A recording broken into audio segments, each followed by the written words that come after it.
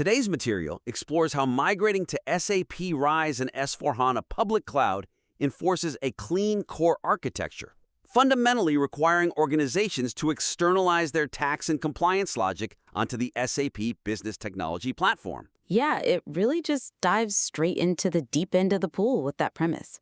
It does, and the material makes a strong case for the decoupled compliance architecture by highlighting SAP's own platform constraints. But I think, while the technical vision is deeply expert, the way the argument unfolds could be tightened for maximum impact. So I'd love to just get right into it and look at how this argument is built structurally. Absolutely. So the structural pacing of the material occasionally dilutes its central thesis by repeatedly validating the clean core mandate rather than building upon it sequentially. Right. I did feel like we were sort of circling the same point a few times there. Exactly. When we analyze the progression of the ideas, we see this recurring loop. The text establishes that, clean core is enforced, not recommended, in that initial RISE introduction. But then we see this exact same foundational premise relitigated in the public cloud section. Yeah. And then it circles back yet again as the opening justification in the e-invoicing section. I noticed that loop, but let me just pause you there for a second. If I'm writing a comprehensive architectural piece, don't I need to constantly reinforce why we're doing this? Like, especially if some readers might still be resistant to the idea of externalizing their core logic? I could see the author thinking they really need to hammer that baseline home. Well, it's a fair instinct. I mean, it really is. But we have to remember the assumed cognitive profile of the listener here. We're speaking to enterprise architects, lead SAP developers, senior finance transformation directors. Right, the heavy hitters. Exactly. This is an audience that is already deeply immersed in the SAP ecosystem. They know the baseline. SAP has been broadcasting clean core for, years now? So when the text repeatedly traps them in the why of the mandate, it inadvertently slows down the narrative momentum. So they're already on board, basically. Yeah. They're already nodding their heads at the premise, and they're eager to get into the specific how of the execution, but the text just keeps pulling them back to the starting line. It kind of traps the reader. Okay, I see what you mean. So the weakness isn't the concept itself. I mean, the concept is entirely correct, but it's the cyclical structure.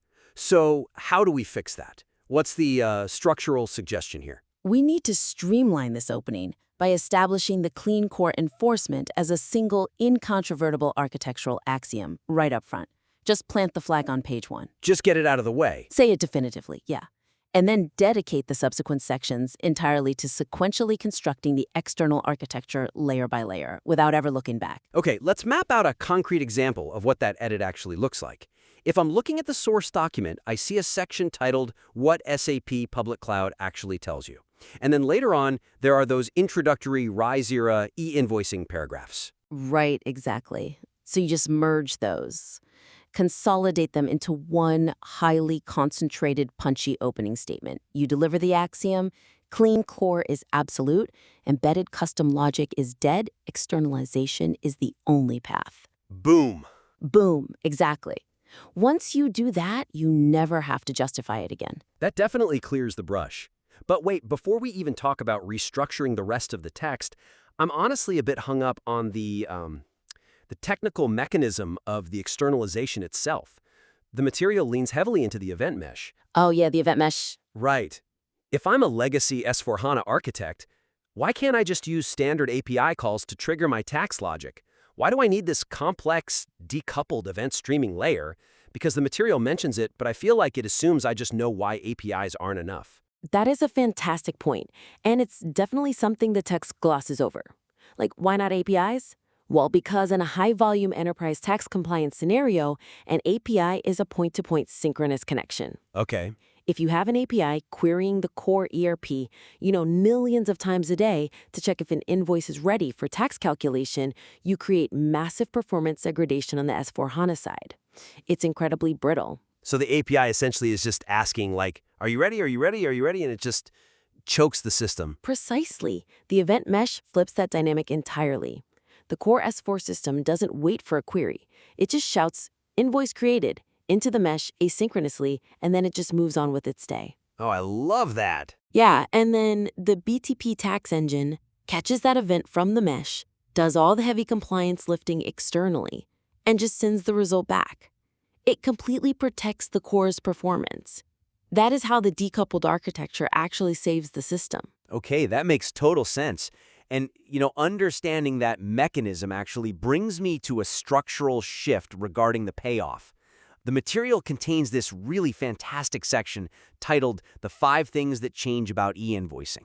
Yeah, that's a great section. It is, but right now it's positioned as a separate conceptual list, somewhat isolated later in the text. But if we want to build sequentially, what if we relocate those 5 things directly after the technical breakdown of the BTP components, like right after you explain the integration suite in that event mesh we just talked about? I really like that idea. Because if you move it there, those 5 points suddenly become the direct, payoff-driven so what of the BTP architecture. Exactly. Instead of just being, a theoretical list of benefits floating somewhere in Chapter 4, it becomes the immediate, tangible reward for understanding the complex technical stack you literally just walked them through. You explain the event mesh and immediately show them why it matters for new jurisdiction activations in the 5 things list. It links the mechanism directly to the value proposition. You teach them a complex mechanical system, and then you immediately reward them by showing the machine in motion. It completely closes the gap. Now, transitioning from that, we have this beautifully structured technical proposition. But as we look at the tone of the piece, I think we really need to talk about how this lands with an objective reader. Right.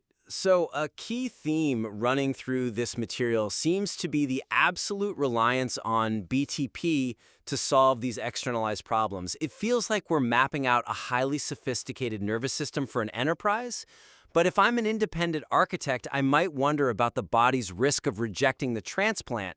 How does the material align with a highly objective, vendor-neutral audience? Well, the argument for utilizing the SAP Business Technology Platform is technically robust, yet the material risks alienating independent enterprise architects by omitting the operational friction inherent in adopting this specific ecosystem. Okay, unpack that friction for me. When we examine the tone and the presentation of the solution, it heavily mirrors SAP's own optimistic product positioning. Like it praises the seamlessness of the integration suite, the elegance of the event mesh, and the power of AI core without critically addressing any of the known limitations. Right. It reads a bit like a brochure in those parts. Exactly. It ignores the costs or the severe integration complexities that come with BTP. But wait, isn't the goal of a thought leadership piece to sell the vision of the ideal state? If I'm the author, I might argue that getting bogged down in the minutia of integration costs distracts from the architectural elegance I'm trying to showcase. It's a common defense, I'll give you that, but in enterprise architecture, it really backfires. The weakness here is a matter of perceived objectivity. When you write a technical thought leadership piece for an audience of veterans, your credibility is derived from your ability to see the whole board, the strengths and the flaws. Ah, I see. By lacking a layer of constructive skepticism regarding SAP's own stack, the author risks coming across as a vendor advocate rather than an independent architectural authority. An architect reading this knows that nothing in enterprise software is frictionless. Oh, absolutely nothing. Right. So when they don't see the friction acknowledged, they just assume the author simply hasn't built it in the real world. I see the distinction. So the suggestion here is to inject a calculated dose of architectural realism regarding BTP deployment.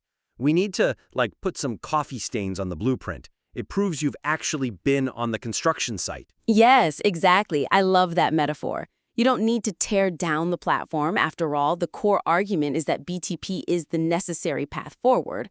But by acknowledging the specific friction points, you exponentially bolster your independent credibility. Okay, so let's get concrete about how to inject that realism. Where does the author put the coffee stains? One immediate area for improvement is addressing the human element of this technical transformation. I would include a brief but highly specific analysis of the skill gap challenge. The material talks about moving from ABAP-driven core customizations to a decoupled event-driven mesh using the Cloud Application Programming Model, or CAP. That is a massive paradigm shift. Let's drill into that. For the sake of the listener, why is moving to CAP such a brutal shift for a legacy team? Well, because legacy SAP teams have spent 20 years writing monolithic procedural code in ABAP directly inside the core. Everything was connected. CAP is a fundamentally different philosophy. Right. It requires building microservices, usually using Node.js or Java, sitting entirely outside the core in a containerized environment. You have senior developers who suddenly have to understand asynchronous event streaming, container orchestration, and external API lifecycle management. And why is that containerization so vital for the tax logic? Like, why force the team to learn Node.js just to calculate VAT? Because of the clean core upgrade cycle we discussed at the start. In the public cloud, SAP pushes core system updates to thousands of customers simultaneously over a weekend. If your custom tax rules are tangled up in the core ABAP code, that weekend update breaks your financial compliance. Oh, wow. Yeah, you definitely don't want that. No, you don't. Moving to CAP allows the tax logic to sit in an entirely separate, insulated container. SAP updates the core, and your external tax microservice keeps humming along uninterrupted. But acknowledging that the legacy team has a massive learning curve to get there proves you understand the operational reality of the transition, not just the technical theory. That's a great example to add. Now, what about the data side? The text beautifully describes utilizing HANA Cloud Federation alongside AI Core to achieve this zero-copy data architecture for tax intelligence. It sounds incredibly elegant, but again, where's the friction? The friction is in the commercial and architectural realities of that federation. The suggestion is to add a sentence or two detailing the hurdles of querying that data. Zero copy means you aren't duplicating massive historical ledger tables like ACDOK into a separate data warehouse. You leave the data where it is and federate the query across the systems. But surely that takes immense processing power, right? Immense. What are the compute costs associated with running continuous real-time anomaly detection across millions of journal entries via a federated query? And what are the indexing challenges when the schema in your legacy system doesn't perfectly match the canonical data model in BTP? Yeah, it's never a one-to-one match. Exactly. Mentioning these hurdles, the sheer compute cost, and the schema mapping, proves to the reader that you understand the commercial constraints of this architecture. You aren't just drawing boxes on a whiteboard. If we're talking about the operational reality and the friction of the data layer, that naturally collides with the final section of the text, the agentic finance stack, because an AI is only as good as the data feeding it. Let's look closely at the section discussing the agentic finance stack. Yeah, let's do it. I can see what you're going for here with the autonomous Internet of Agents. You've got the transaction validation agent, the reconciliation agent, the VAT cash flow agent. It's a brilliant endgame. But to build on our previous point about operational friction, isn't there a risk that focusing solely on this autonomous future overlooks the messy reality of the data governance required to get there? You've hit on the third major area here. The vision of an agentic finance stack presents a compelling endpoint, but the material glosses over the severe data governance and training prerequisites required to achieve this autonomous reality. Yeah, when I read the current draft, it explicitly states this Internet of Agents is not an abstract future vision. It presents it as a deployable, day-one reality. I'm not fully convinced that's responsible. It isn't, and that's the real weakness in the presentation. It is a total omission of what must happen before you can flip the switch on an autonomous agent. It fails to mention the massive historical data cleansing efforts, the significant risks of model hallucination, and the mandatory human-in-the-loop training periods. And we have to consider the domain here. I mean, in the context of tax and compliance, hallucination isn't just a quirky software error where a chatbot says something silly. It is a statutory violation. Oh, completely. If your VAT cash flow agent hallucinates a recovery opportunity based on dirty canonical data, you are actively generating financial exposure and risking an audit. Exactly. By presenting these agents as plug-and-play realities that operate flawlessly right out of the box, the material fundamentally disconnects from the deeply cautious reality of the chief financial officer or the chief tax officer reading it. Right, because they know the skeletons in their data closet. They absolutely do. They know their master data is a mess. They know their vendor master files have duplicates from like 2012. If you tell them the AI can just sit on top of that mess and run autonomously tomorrow, they will immediately discount your entire architectural proposal as science fiction. So how do we fix this without killing the vision? because the author clearly wants to inspire the reader with what this technology can eventually do. We don't want to neuter that ambition. We don't have to. My suggestion is to ground the AI section by explicitly introducing a maturity model. Framing these autonomous agents as a phased operational rollout, rather than a day-one reality, will make the advanced architecture feel achievable, responsible, and firmly grounded in operational truth. I see. So we build a staircase for the reader to climb. Let's map out what those phases might look like in the actual text. If I'm rewriting this, phase 1 is probably the co-pilot phase. This would be something like Joule-assisted workflows, right? What does that actually look like for a tax analyst on the ground? Well, for an analyst, phase 1 looks like the AI drafting the reconciliation or maybe flagging a tax discrepancy, but it requires full human oversight. The system cannot execute, the analyst has to review the logic and physically click post. The human is the mandatory safety net while the model learns the specific nuances of the company's financial flows. Okay, then phase 2 could be high-threshold autonomy. In this phase, maybe the AI executes standard, perfectly matched transactions automatically. If a vendor invoice perfectly matches the purchase order and the tax code is standard for that jurisdiction, it just flows through without human touch. Yes, exactly. But we set the escalation thresholds incredibly low. Anything with even a minor variance or an unfamiliar jurisdiction is instantly routed to a human exception handler. That's a perfect progression. And then finally, phase 3 is full autonomy, where the agents handle the bulk of standardized processing across the mesh, and they are actively communicating with each other to self-heal data errors. Giving the reader that 3-step staircase makes the ascent to the top feel infinitely more manageable. But to anchor that staircase, we have to talk about the data sanitization itself. What specifically needs to happen in that canonical layer before phase 1 even begins? I would add a very specific caveat in the text regarding the preparation of the S/4HANA data. We need to mention exactly what must happen to the raw ERP data before something like an anomaly detection agent can function. Right. Because if you just point anomaly detection at a legacy S/4HANA instance that hasn't been normalized, the agent is going to flag every third transaction as an anomaly because the historical data entry is inconsistent. You will literally paralyze the finance team with false positives. Right. It's the classic garbage in, garbage out, but amplified by machine learning. Stating clearly in the text that the canonical data layer in HANA Cloud must be rigidly governed, deduplicated, and scrubbed before the AI is unleashed demonstrates a profound understanding of the mechanics of machine learning in an enterprise finance setting. It brings us right back to our infrastructure metaphor. You can't just drop high-speed trains onto tracks that haven't been leveled and cleared of debris. The environment has to be prepared to accept the advanced technology.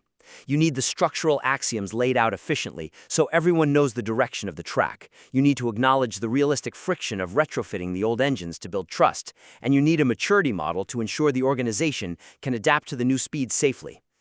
That sums it up perfectly. To briefly synthesize our critique today, this source material is a remarkably insightful piece of thought leadership that clearly understands the deep technical undercurrents of SAP's cloud strategy. To maximize its impact and ensure it resonates deeply with a skeptical, highly advanced audience, we've discussed 3 actionable structural and thematic tweaks. First, streamline the clean core narrative. Establish it as a single, incontrovertible axiom up front, which drastically improves the pacing and gets the reader to the tangible so what of the business technology platform, like the event mesh benefits, much faster. Absolutely critical step. Second, inject a calculated dose of architectural skepticism regarding BTP deployment.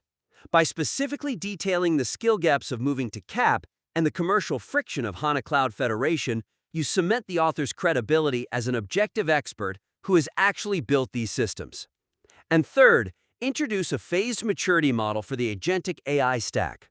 Ground that brilliant autonomous vision in the messy, pragmatic reality of enterprise data governance, proving that the author understands the statutory risks of hallucination. And if they do that, the piece will be unstoppable. It really will be. We want to warmly thank the listener for submitting such robust, high-level material. It's exactly the kind of deep, systemic thinking we love to dig into on this show. We explicitly invite you to implement these structural and thematic tweaks, see how the pacing and tone shift, and submit your revised work back to the critique for further review. We'd love to see how it evolves. Because ultimately, when you are mapping out the future of enterprise architecture, the question isn't just whether the new magnetic rails are perfectly designed on paper. The question is whether you've successfully planned for the friction of retrofitting the entire fleet to run on them,